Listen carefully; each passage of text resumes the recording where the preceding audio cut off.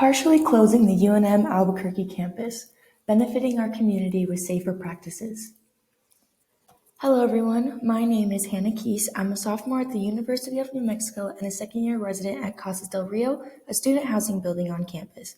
I am no stranger to our campus environment, so today I will be proposing a partial closure of our UNM Albuquerque campus.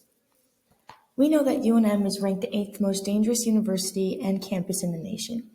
There is no surprise, as UNM is right in the middle of Albuquerque, a city amongst the top 10 most dangerous cities in the country. Any student on campus can attest to crime happening on and around campus. November 19th, 2022, a NMSU student was fatally shot on UNM grounds. On October 23rd, 2022, students were attacked and robbed on campus. These are only two of the many violent and petty crimes happening where UNM students go to school and call home. Because of all this, how are students expected to feel safe? A recent survey concerning this lack of safety asked 90 students if they or a friend have had a dangerous or uncomfortable encounter on campus, and 75% answered yes. This is truly unacceptable, and something needs to change to protect our students. Plan of action. Step 1. We need to truly analyze these high crime rates and come to a conclusion on whether or not this crime is internal or external coming in. This is so we can properly decide what we will do best at lowering crime rates. Step 2. Propose a partial closure on certain vulnerable areas on campus to those who are not UNM students, faculty, or staff. Step 3. Educate our students on good safety habits to further prevent dangerous situations with unfavorable outcomes. Step 4. Show support to our students and staff and prove a good structure that is in Lobo's favors. Here we must ask the question, why are crime rates so high on campus? Well, UNM is amongst one of the most dangerous cities in the U.S., and it is entirely open to the public. Places like Johnson Field and parking lots leave our students vulnerable to the crime happening in Albuquerque. Without partial closure, this crime will continue to leak onto campus, affecting everyone greatly. Second, there is a heavy lack of structure in terms of our security practices and on-campus first responders. In the same survey mentioned on slide 2, I asked students if they felt UNM campus police were effective when handling dangerous or uncomfortable situations, and 65% of students felt they were completely or partially ineffective. I also asked students if they had experience with our on-campus emergency call boxes, and several who had the experience described it as entirely unhelpful. Because of these tactics that have been deemed ineffective or simply not enough, I am proposing a partial closure of our campus. This would mean installing turnstiles in more buildings on campus that require UNM ID to enter. Along with this, more security guards in places on campus that are more vulnerable, such as parking structures or Johnson Field. Security guards can enforce the public not to be on certain areas of campus after a certain hour when crime is more likely.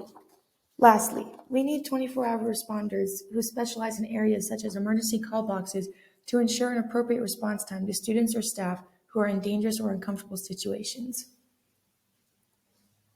Along with this closure, we need to give students their own sense of security by providing tips and tools that allow them to feel a bit safer on campus or just in life. As of right now, UNM provides 2 self-defense classes for school credit.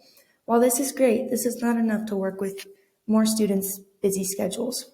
We need more trained instructors to teach these classes at more times so more students can take part. Along with this, PSAs should be in more areas on campus.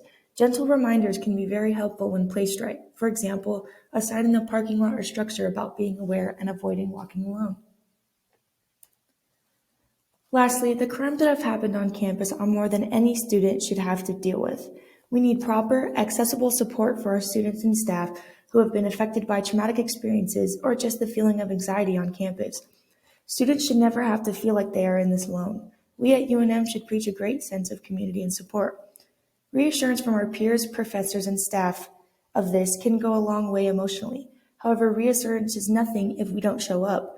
Lobo's safety should be a priority, and no parent should be left worried about their child at school because they are not sure if those meant to protect their child and their friends will show up. Budget-wise, I believe our most expensive investment will be the turnstiles. Adding on to our pre-existing waist-height turnstiles, 5 more should cost around $4,000, and 2 full-height turnstiles for body entrance without a car, indoor parking structure entrances being another $4,000. We also need updated security bars at the entrances of parking lots and structures costing around $2,000. Besides this, our budget will go mainly towards persons. Multiple part-time or full-time security guards will each earn a wage of $15.50 an hour, and self-defense instructors starting at minimum wage at $11.50 an hour. This instructor position can also be filled by grad students with experience. This investment will reap great benefits in the future for our students and staff. These extra precautions will prevent further crime from happening on campus. Threats to crime, like guards and turnstiles, will keep crime off campus by making it a harder place to commit crime and get away with it. This decline in crime rates will create a much greater sense of security on campus throughout the UNM community. While this is great and heartwarming in itself, this will also lead to higher enrollment rates.